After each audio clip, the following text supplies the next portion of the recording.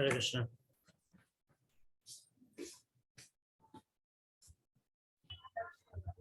हरे कृष्ण प्रभु जी। हरे कृष्ण पूरे दिन हरे कृष्ण। हरे कृष्ण प्रभु जी। ठीक है, तो शुरू करते हैं मंगलाचरण से पहले। ओम ज्ञानतिमिरन्धस्य ज्ञानाञ्जनशलाकया चक्षुरुन्मिलितं तस्मै श्रीगुरवे नमः। श्रीचैतन्यमनोभीष्टं स्थापितं येन भूतले स्वयं रूपः कदा मह्यं ददाति स्वपदान्तिकम्। श्रीगुरुः श्रीगुरुः श्रीयुतापदेवं श्रीगुरुं विष्णुवांश्च श्रीरूपं सागरजातं सगणरघुनाथं विदं सजीवम् साद्वैतं सावधूतं परिजनसहितं कृष्ण चैतन्यदेवं श्रीराधा कृष्णपादान् सावणललिता श्रीविशाखान्वितांश्च हे कृष्ण करुणा सिन्धु दीनबन्धु जगत्पते गोपेश गोपिका कान्त राधा कान्त नमोऽस्तुते काञ्चन गौराङ्गी राधे वृन्दावनेश्वरी शिवानुसुते देवी प्रणमामि हरिप्रिये वंशाकल्पतरुभ्यश्च कृपा सिन्धुभ्यैव च पतितानां पावनेभ्यो वैष्णवेभ्यो नमो नमः। जय श्री कृष्ण चैतन्य प्रभु नित्यानंद श्री अद्वैत गदाधर शिवासादि गौरभक्तवृंद हरे कृष्ण कृष्ण कृष्ण हरे हरे हरे राम राम राम हरे हरे। विष्णुपादाय कृष्णप्रेष्ठाय भूतले श्रीमते भक्तिवेदांत स्वामिनिति नामिने नमस्ते सरस्वते देवे गौरवाणी प्रचारिणे निर्विशेष शून्यवादी पाश्चात्य देशतारिणे।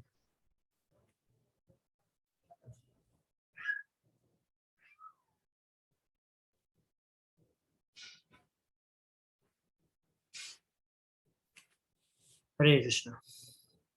सो अभी हम आगे बढ़ रहे हैं जामन की कथा में और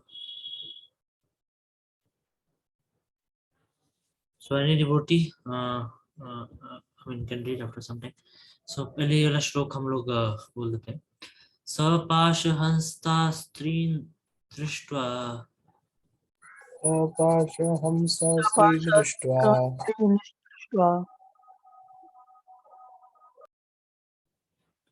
दृष्ट्वा पुरुषान् अतिदारुणान्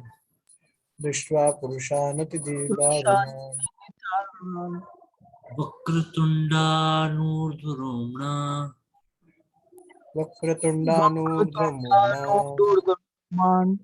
आत्मानं नेतुमागतान्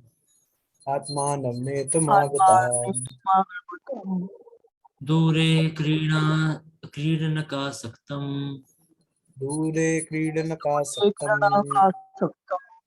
पुत्रं नारायणाह्वयम्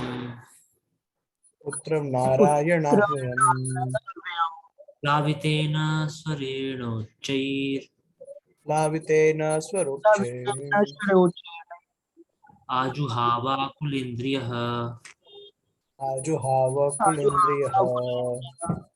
ओके प्लीज मीनिंग पढ़िए।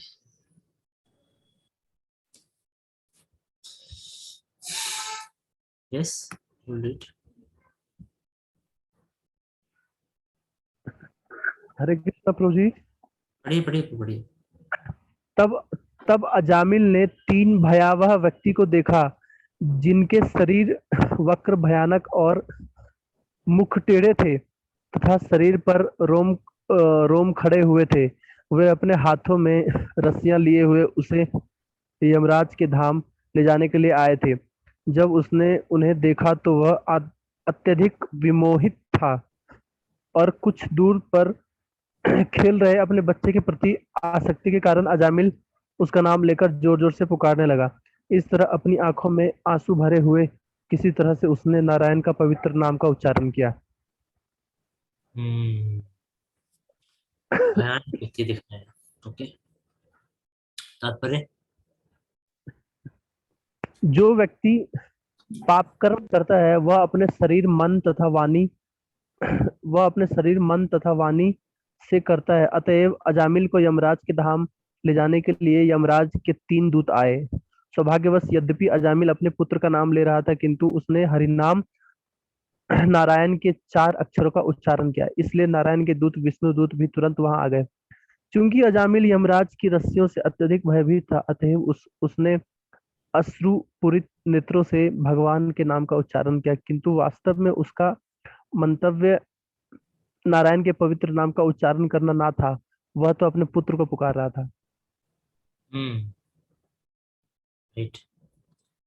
तो मेन जो यहाँ पे पॉइंट बताए हैं कि पाप हम लोग 3 तरीके से करते हैं, शरीर से, मन से और वाणी से। इसलिए 3 दूत आए, और नारायण में 4 अक्षर है, भगवान का नाम लिया, इसलिए 4 विष्णु दूत आए। तो और ये जो नाम उन्होंने लिया था वो केवल ऐसे ही पुकारा था, ऐसा भगवान का नाम सोच के नहीं पुकारा था, बस ऐसे ही पुकार लिया। ठीक है। सो देयरफॉर हमको पापों से ध्यान रखना चाहिए, खासकर हम क्या कार्य कर रहे हैं, क्या बोल रहे हैं, कैसे बोल रहे हैं, और क्या मन में विचार रख रहे हैं। इन 3 तरीके से पाप होता है।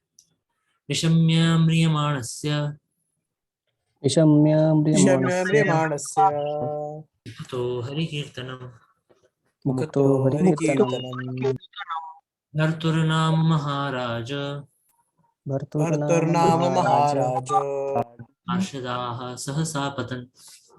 पार्षदाः सहसा पतन्। Yes please read. हे राजन, जब विष्णुदूतों ने मरणासत्र अजामिल के मुख से अपने स्वामी के पवित्र नाम को सुना, जिसने निश्चित ही पूर्ण उद्विग्नता में निरपराध भाव से उच्चारण किया था, तो वे तुरंत वहां आ गए। यस तात्पर्य।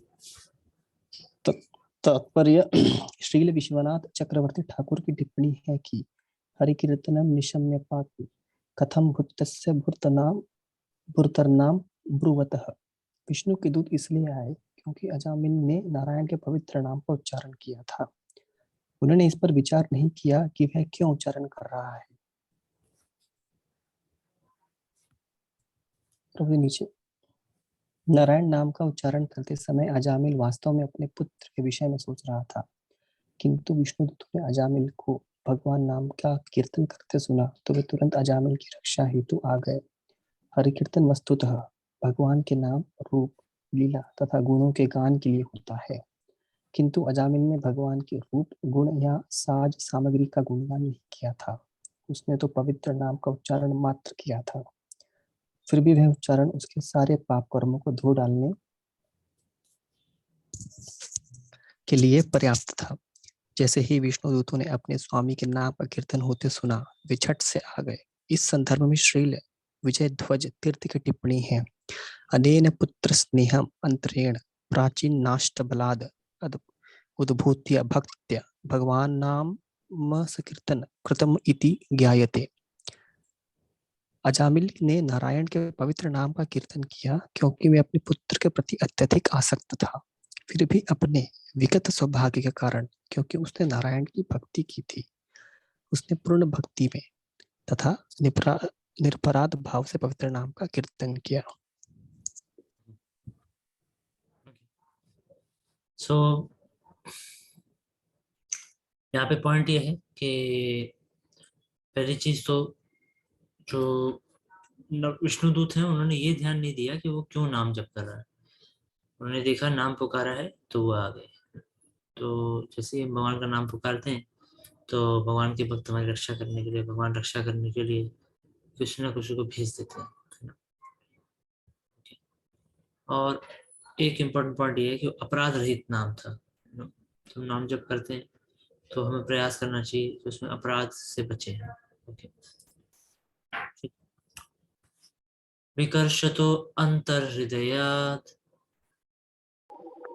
विकर्षतो अंतर्हृदयात् दासीपतिम् अजामिलम् दासीपतिमजामिलम् यं प्रेष्यान् विष्णुदूता यं प्रेष्यान विष्णुदूता वारयामासुरोजसा।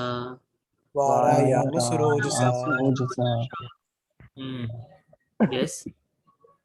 यमराज के दूत वेश्यापति अजामिल के हृदय के भीतर से आत्मा को खींच रहे थे, किंतु भगवान विष्णु के दूतों ने गूंजती वाणी में उन्हें ऐसा करने से मना किया। बड़ा ड्रामेटिक सीन है ना, जैसे क्लाइमेक्स आता है कभी कभी बीच में रुक जाओ ऐसा करके बोलना होगा जोर से, है ना। हाँ, एक इम्पोर्टेंट पॉइंट ये है, यहाँ पे अजामिल को वैश्यापति कहा गया है। तो बहुत ही आई मीन ये उसके साथ समस्या थी, वेश्या का पति था, इसीलिए सारा समस्या उसका हो रहा था। बेसिकली इंद्रिय भोग की इच्छा के कारण समस्या थी उसके साथ। ओके। तात्पर्य, एक वैष्णव अर्थात उस व्यक्ति की जिसने भगवान की चरण कमलों की शरण ले ली है, विष्णु दूतों के द्वारा सदैव रक्षा की जाती है। क्योंकि अजामिल ने नारायण के नाम का उच्चारण किया था, अतः विष्णु दूत न केवल उस स्थान पर तुरंत आ गए, अपितु उन्होंने यमदूतों को तुरंत आदेश दिया कि वह उसको हुए भी नहीं।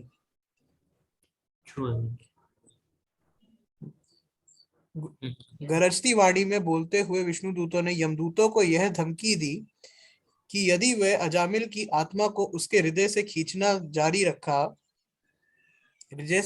जारी रखा तो वे दंडित होंगे। यमराज के दूतों का कार्य क्षेत्र सभी पापी जीवों तक ही व्याप्त है, किंतु विष्णु दूत किसी को भी दंड देने में सक्षम है, जिसमें यमराज भी सम्मिलित है, यदि वे किसी वैष्णव के साथ बुरा करें। ओके, सो यहाँ पर क्या क्या पॉइंट्स कवर हुए हैं। जो भगवान के चरणों कमलों की शरण लेता है, विष्णुदूत हमेशा उसकी रक्षा करने के लिए तैयार रहते हैं, है ना। तो ये है eternal protection. A type security, Z type security, ये सब ज्यादा हेल्प नहीं करेगा। जब भगवान के नाम के जप करते हैं, उन लोगों के लिए इटर्नल सिक्योरिटी भगवान खुद मेंटेन करते हैं, है ना। एंड देन यहाँ पर एक और इम्पोर्टेंट पॉइंट है कि विष्णु दूतों ने यमदूतों को, जो कि नहीं कर रहे थे, सही कर रहे थे। एक्चुअली अजामिल का टाइम हो चुका था ऐसा नहीं है कि उसको टाइम से पहले लेने आए थे, ऐसा नहीं था। बिल्कुल प्रॉपर टाइम पे, सारे पापों के अनुसार, सारे कैलकुलेशंस के अनुसार, जैसे वो बाकी आत्माओं को लेके जाते थे, वैसे ही by all there whatever rules they had, Ajamil को ले जाना उनका बिल्कुल सही था। लेकिन उस सिचुएशन में भी जहाँ सारे रूल्स एकदम परफेक्टली एक्ट कर रहे थे, वो भी भगवान के बनाए हुए रूल्स, उन सारे रूल्स को ओवरराइड करते हुए जो विष्णु दूत है, उन्होंने बोला नहीं, नारायण के नाम का जप कर लिया, आप भगवान के ही बनाए हुए जो भौतिक रूल्स हैं इस पर लागू नहीं होंगे, सब चेंज कर दिया जाएगा। Okay, yes, true. भौतिकतावादी विज्ञानी यह नहीं जानते कि वे अपने भौतिक यंत्रों के द्वारा शरीर के भीतर आत्मा की खोज कहाँ करें, किंतु इस श्लोक में स्पष्ट कहा गया है कि आत्मा हृदय के भीतर होता है। यमदूत अजामिल की आत्मा हृदय के भीतर से निकाल रहे थे। इसी तरह हम यह जान पाते हैं कि परमात्मा विष्णु भी हृदय के भीतर स्थित है। ईश्वरः सर्वभूतानां हृद्देशे अर्जुन तिष्ठति। उपनिषदों में कहा गया है कि परमात्मा तथा आत्मा दोनों ही शरीर रूपी एक ही वृक्ष में दो मित्र पक्षियों के रूप में रहते हैं। परमात्मा मित्रवत कहे जाते हैं क्योंकि पूर्ण पुरुषोत्तम भगवान आदि आत्मा पर इतने दयालु हैं कि जब यह आदि आत्मा एक शरीर से दूसरे में देहांतरण करता है तो भगवान उसके साथ साथ जाते हैं। यही नहीं, व्यष्टि आत्मा की इच्छा तथा कर्म के अनुसार भगवान माया के माध्यम से उसके लिए दूसरा शरीर उत्पन्न करते हैं। शरीर का हृदय एक यांत्रिक व्यवस्था है। भगवत गीता 18.61 में भगवान कहते हैं, ईश्वरः सर्वभूतानां हृद्देशे अर्जुन तिष्ठति, ब्राह्मयन् सर्वभूतानि यंत्रारूढ़ानि मायया। हे अर्जुन, परमेश्वर प्रत्येक जीव के हृदय में स्थित हैं और वह भौतिक शक्ति से निर्मित यंत्र में सवार की भांति बैठे समस्त जीवों को अपनी माया से घुमा या भरमा रहे हैं। यंत्र का अर्थ है मशीन, यथा स्वचालित मशीन। शरीर रूपी यंत्र का चालक व्यष्टि आत्मा है, जो इसका निर्देशक या स्वामी भी है, किंतु परम स्वामी तो पूर्ण पुरुषोत्तम भगवान ही है। मनुष्य का शरीर माया के माध्यम से उत्पन्न किया जाता है, कर्मणा दैव नेत्रेण, और इस जीवन के कर्मों के अनुसार दूसरा यंत्र उत्पन्न किया जाता है, और वह भी दैवी माया के निरीक्षण में। देवी हे श्री गुणमयी मम माया दुरत्यया। उपयुक्त समय पर मनुष्य के अगले शरीर का तत्काल चुनाव किया जाता है, और व्यष्टि आत्मा तथा परमात्मा दोनों ही उस शरीर रूपी यंत्र में प्रवेश कर जाते हैं। यह देह अंतरण की विधि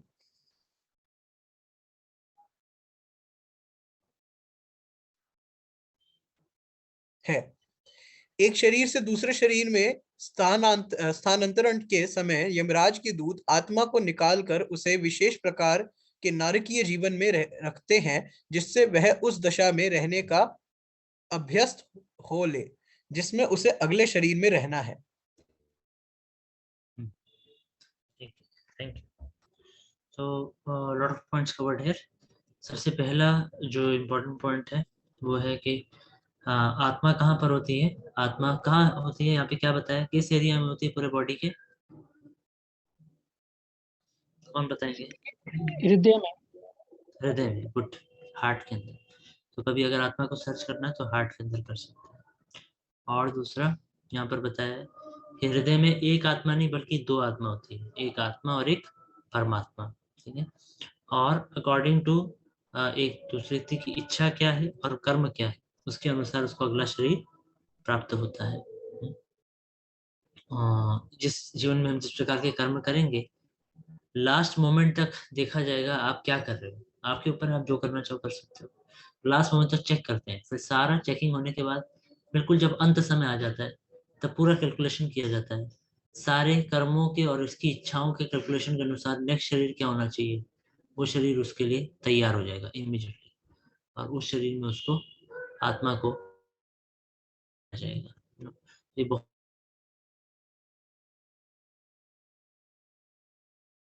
ये जो सिस्टम है काम कर रहा है।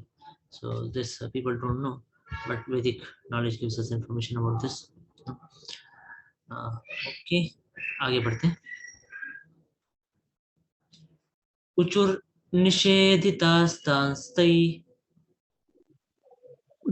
निषेधिता तान्ते वैवस्वत पुरःसरः वैवस्वत पुरःसरः केयूयं प्रतिषेधारो केयूयं प्रतिषेधार धर्मराजस्य शासनम्। धर्मराजस्य शासनम्। अब प्रश्न पूछना शुरू हुए, भाई आपने कैसे हमको रोक दिया? यस, कौन पूछेगा?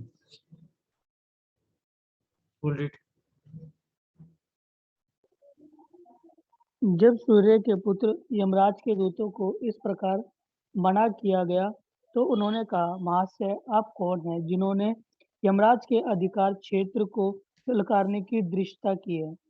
हाँ, आज से पहले कभी ऐसा हुआ ही नहीं था कि जो यमदूत है उन्होंने देखा हो कि किसी ने उनको रोका हो, तो वो समझ नहीं आया कि कौन लोग हैं ये, है ना। मृत्यु के समय में तो उनको पता है कि भाई नॉर्मल व्यक्ति तो नहीं हो सकते, जैसे 3-4 लोग खड़े हुए, तो पूछ रहे हैं कि आप कौन हैं जिन्होंने यमराज के अधिकार क्षेत्र को ललकारने की दृष्टता की।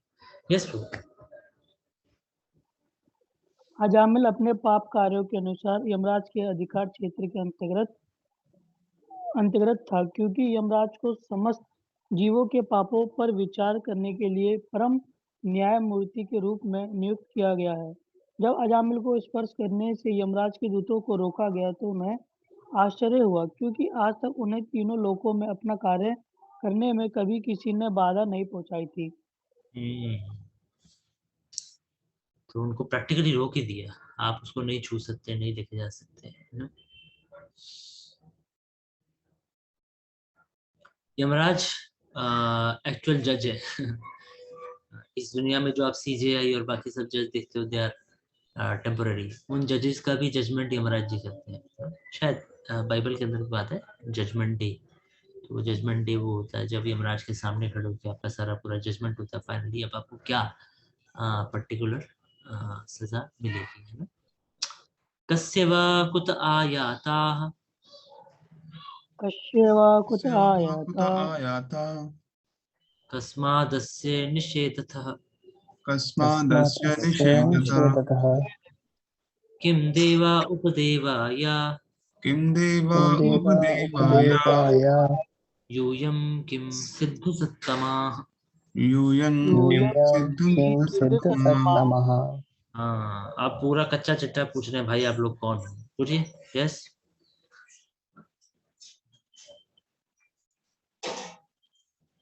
पढ़िए प्रभु, फुल रीड। महाशयों, तुम किसके सेवक हो? कहाँ से आए हो और अजामिल का शरीर छूने में हमें क्यों मना कर रहे हो? क्या तुम लोग स्वर्गलोक के देवता हो, उपदेवता हो या सर्वश्रेष्ठ भक्तों में से कोई हो? इस श्लोक में प्रयुक्त सबसे महत्वपूर्ण शब्द सिद्ध सत्तमा है, जिसका अर्थ है सिद्धों में सर्वश्रेष्ठ। भगवत गीता में कहा गया है, मनुष्य नाम सहस्रेषु कश्चित् यतति सिद्धये। लाखों पुरुषों में कोई एक सिद्ध अथवा दूसरे शब्दों में स्वरूप सिद्ध बनने का प्रयास करता है। स्वरूप सिद्ध व्यक्ति जानता है कि वह शरीर नहीं है, अपितु आध्यात्मिक आत्मा है। अहम ब्रह्मास्मि। आजकल प्रायः सारे लोग इस तथ्य से अनजान हैं, किंतु जो इसे समझता है वह सिद्धि प्राप्त कर चुका होता है, अतः सिद्ध कहलाता है। जब मनुष्य समझता है कि वह सर्वश्रेष्ठ चेतन आत्मा का विनाश है, तो तब सर्वश्रेष्ठ चेतन आत्मा की भक्ति में अपने को लगाता है, तो वह सिद्ध सत्तम बन जाता है। तब वह वैकुंठ लोक या कृष्ण लोक में रहने का पात्र बन जाता है। इस प्रकार सिद्ध सत्तमा शब्द मुक्त शुद्ध भक्तों को वर्णित करता है। यहाँ पे बताया है कि वो प्रश्न पूछ रहे हैं, आप लोग हो कौन? स्वर्गलोक से आए हो? तो वो बहुत चमक रहे थे, चमकदार लोग। तो वो बहुत सुंदर नहीं थे देखने में, तो वो बोले थे चमकदार लोग कहाँ हो? स्वर्गलोक से आए हो या कोई आप भक्त हो? कौन? शुद्ध सत्तमा का अर्थ है कि आप कोई भक्त हो क्या? भगवान बताते हैं, मनुष्य नाम सहस्रेषु कश्चित् यतति सिद्धये। लाखों पुरुष मुक्ति का प्रयास करते हैं, उसमें से कुछ लोगों को मुक्ति प्राप्त होती है और कई सारे मुक्त लोगों में से भी कोई एक है जो भक्त